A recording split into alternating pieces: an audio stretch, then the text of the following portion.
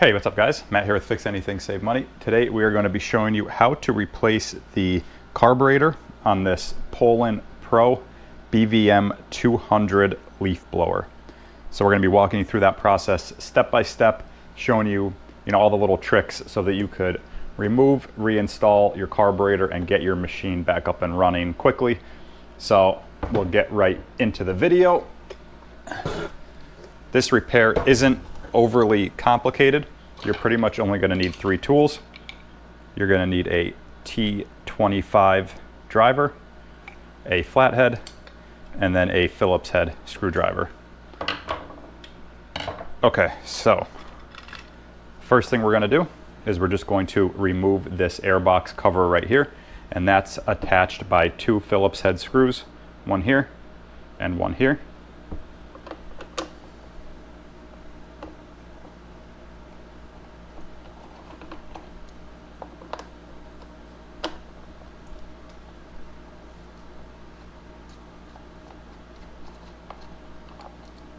Okay, there's our 2 Phillips heads, and this cover comes right off. And then that's going to expose the air filter. Sometimes this will come out stuck to the cover here, so we'll just show you kind of how that comes off and goes back on. You can see it's kind of like a cone shape. The smaller diameter part goes in like that. Okay, so we'll just set this off to the side. And then what that does is it exposes the 2 bolts that hold the carburetor into place. And that's right here and right here. And those are T25 bolts. So we're going to take our T25 driver, remove one. And then when we remove the other one, you might have some gaskets fall out. I think on this carburetor there's 1 gasket. So just kind of hold this in place as you remove this last bolt. Okay, there's our 2 bolts. And then you're going to see this is held on. Here's our wiring for our stop switch. And then that exposes our carburetor, our fuel lines, and this is our throttle linkage. So what we're going to do now if you have gas in this, I recommend, just to kind of make it so that you don't spill gas everywhere, just get an oil catch pan or something and empty the gas out of the tank. Just tip it upside down, empty the fuel out, and then press this priming bulb 7 or 8 times to drain the carburetor back into the tank, and then just empty the rest of it out. And that's going to save you from getting fuel all over the place. Okay, so now this is where sometimes these fuel lines come off easy. Sometimes they're a little bit more difficult. So what we're going to do is just take a screwdriver and pry them off like that. So just work them out.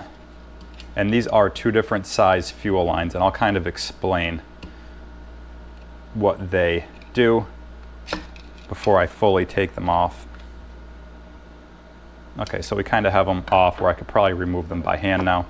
So this upper fuel line, this is the larger diameter tube, and this drains the fuel. This takes any excess fuel in your carburetor and drains it back into the tank. So this line just kind of terminates in the top of the tank, and it just empties fuel back into the tank. This smaller fuel line on the bottom, that goes all the way down into the bottom of your tank, and on the other end of this fuel line is a fuel filter. So this is what actually when you press this priming bulb, it actually sucks fuel up out of the tank, goes into the carburetor, and then, like I said, any excess comes out of this top tube and drains back into the tank. So we're just going to go ahead and remove these 2 fuel lines, and you can see I didn't take my own advice and I had a little bit of fuel left in there, but that's okay.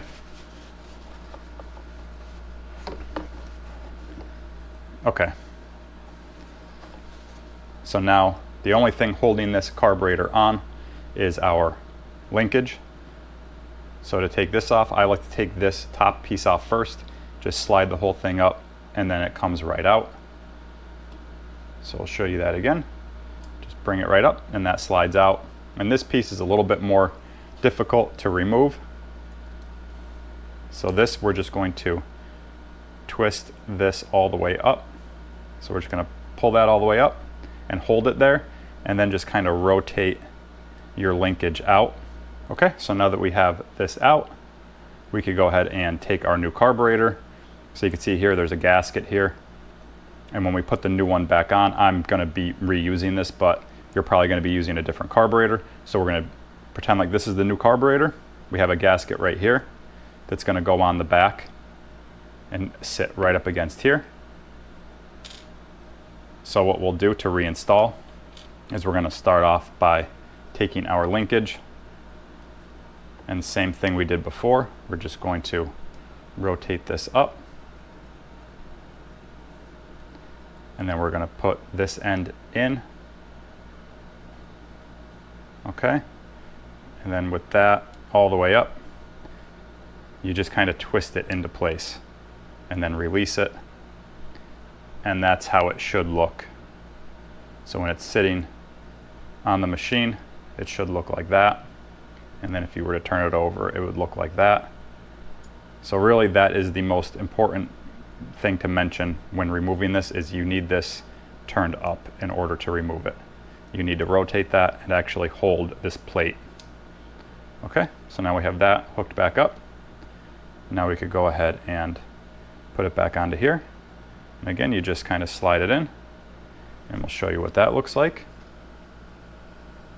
Okay, show you what it looks like there.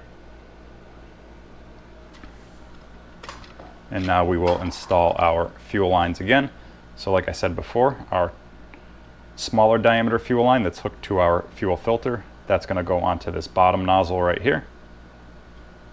You just want to push that in as much as you could get it. You don't want any fuel leaking, you want a nice seal. And then we're going to take our top, put it onto the top. That's our discharge. Okay. And then take note.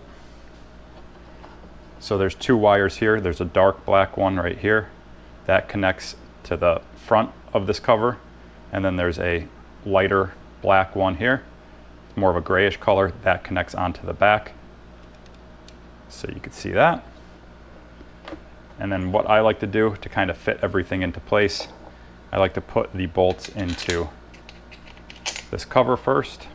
And you can see here,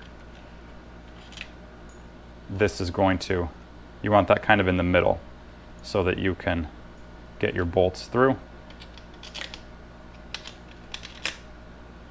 And then we're going to put them through these two holes in our carburetor, one right here and one right here.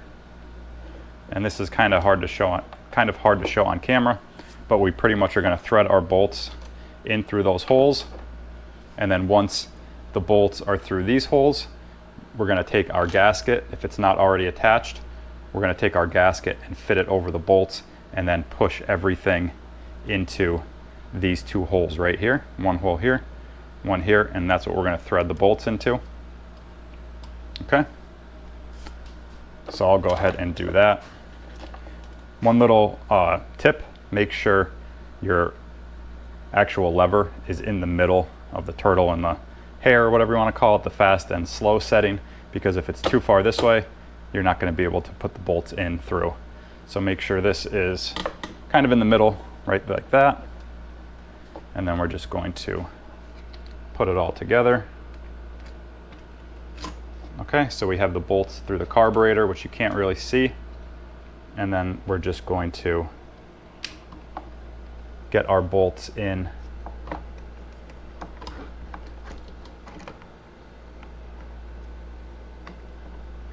so right now we would be stuffing that gasket onto those bolts if they're not already on them, and then just making sure everything fits into place. And then you could even kind of wiggle these to start them. And then we're just going to take our T25. And I apologize, that's really hard to show on camera because it kind of all just fits in there and it's like a weird angle to get into. But you pretty much just want to make sure the bolts go through this cover, go through your carburetor, go through your gasket, and then go in to the actual blower. And then we'll just tighten these down. We could put our air filter back on. And if this is dirty or has a bunch of debris on it, I recommend just washing it with some Dawn and hot water, letting it air dry on a windowsill before you put it back on. And like I said, the smaller diameter part goes in like that. And then we're going to take the air filter housing cover and just kind of slide that into place like that. And then we'll take our Phillips head,